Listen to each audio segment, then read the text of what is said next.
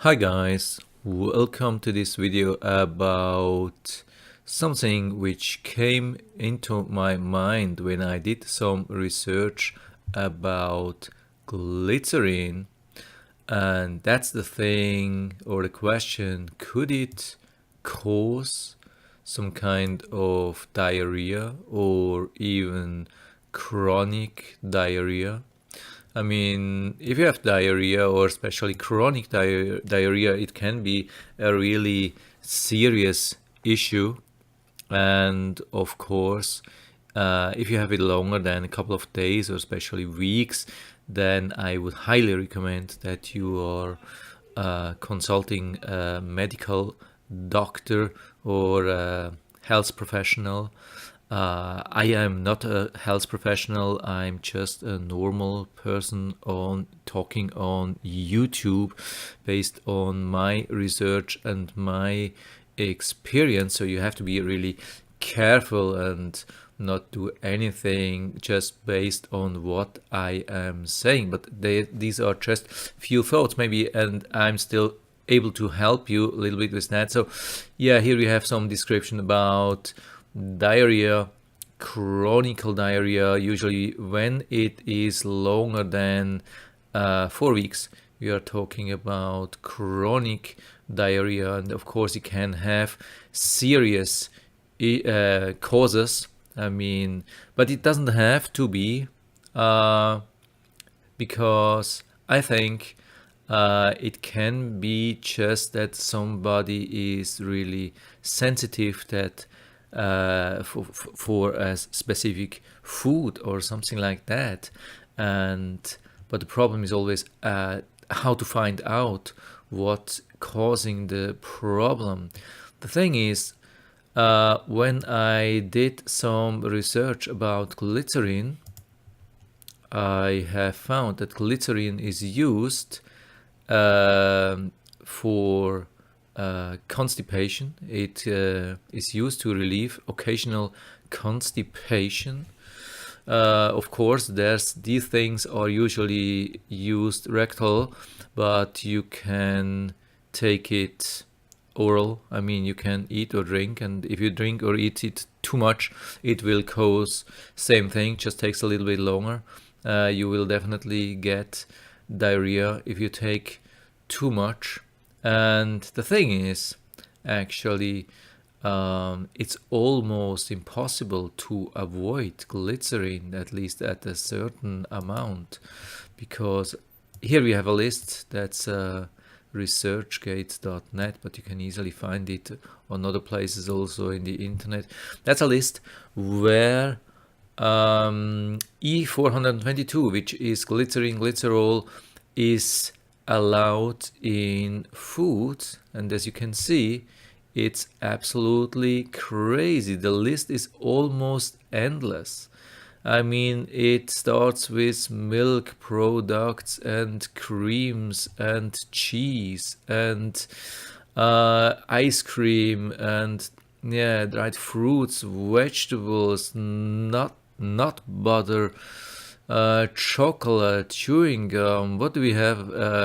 Breakfast cereals, dry pasta, potato, gnocchi, noodles, bread and roll, fine bakery wares.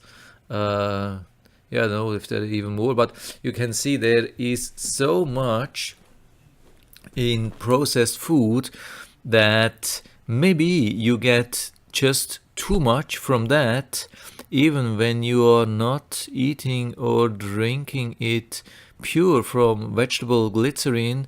If you are eating too much processed food, then maybe there's a good chance that you just get too much of the glycerin and it will result in diarrhea. I mean, here we have also something from healthline.com, and it is about vegetable glycerin side effects, and it says may also lead to gas. I mean, yeah, either alone or through foods may also lead to gas and diarrhea. Okay. So I mean, maybe it is depending on where you live. I think maybe different countries have different rules, could be. I'm not sure about that. I have, for me, made the experience that in different countries I react differently to food.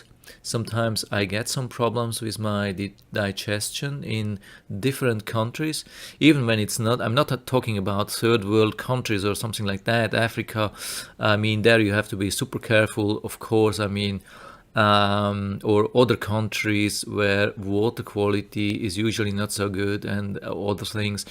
And I would definitely not drink tap water in most of the countries. I mean, there are very few countries where I'm drinking tap water. I'm not talking about that. It's just, even when I think it's basically, it's clean, it's good, and still in different countries I get different level of discomfort from in my digestion. And I've been thinking about, maybe it could be that different countries have different rules about how much glycerin is allowed, where glycerin is allowed, and maybe is also there are other sources for glycerin. I mean, glycerin, also the vegetable glycerin, has different sources. In some countries it is more from soybean, some countries it is more from palm, like coconut trees, coconuts. And so, I mean, yeah, and maybe also this can have a different effect. I don't know, this is just an assumption. I mean, I'm absolutely not a scientist, and I have just come across this information when I did some research about glycerin, and it made me wonder if this could be something, if somebody experiences long-term diarrhea, or so long-term chronicle digestion problems, and maybe nobody finds out. Even when you go to a doctor, maybe they control everything, they monitor everything, they check everything. They tell you everything is good. You pay $200-300 for everything. They say thank you and let you go, and you still have no solution. Maybe it's time to think about glycerin. So what you can do, and what's always a good advice, is to avoid as much processed food as you can. I mean, it's not only about glycerin, it's also about many other things. I mean, glycerin is the E422. There are many other ingredients in processed foods which you actually don't want to have it there.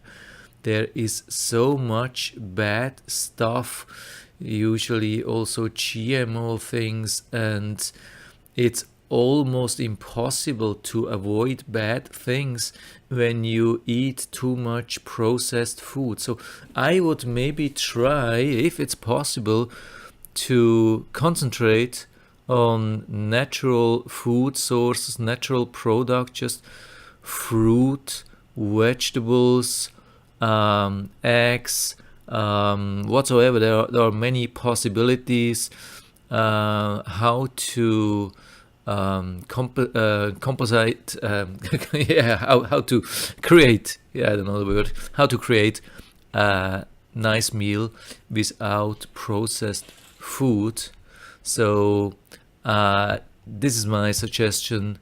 Just try to avoid these things for a certain time and try and see how it will develop over time.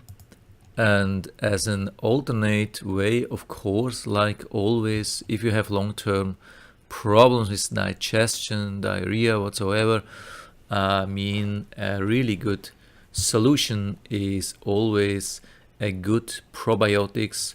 That is something which helped me extremely when I go for travel in any country. I take always something like that with me, and I can tell you I have been trying so many probiotics from Amazon. There have been at least, I think, 20 different products, and this is the thing which worked best for me, and it's even cheap.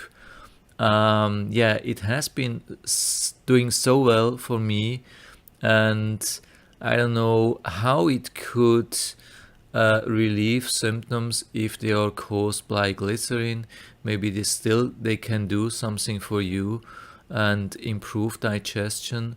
So these are my two recommendations: to stay away from processed food, and if it doesn't help, or if you need a really convenient solution or fast solution, probiotics, something like this, I'll put down the link to this product into the description so you can order it right from there, so you don't have to look it up, and so you don't pay too much, because it's actually really dirt cheap at the moment for this kind of quality. It is really important that you buy good quality probiotics and not the cheapest thing. I mean, there are some cheap brands around, maybe for $10-15, and usually it does nothing. They have done research about that, and I think about 20% of all the probiotics which are on the market, they have absolutely no positive no good bacteria, no positive impact for you. So you have to really make sure that you buy the right stuff. And I mean, I cannot guarantee that it will work for everybody. I have done no research. I have just bought it and tried it for me, and it was such a relief. I mean, for me it worked, and I hope it will work for you too if you really need that. And anyway, I hope I was able to help you a little bit with that. If you have any questions or comments, just write to the comment section below, and I'm always happy to talk about these things. And especially I would be interested to learn from you what you think about the whole thing with the glycerin. Do you have you made maybe similar observations, maybe similar experience? Do you also think it could be the cause of digestion problems for some people? What do you think? Just leave anything in the feedback area. I'm always happy to talk about these things. And if you like the video, give me a thumbs up, subscribe my channel. Thanks for watching, and see you next time.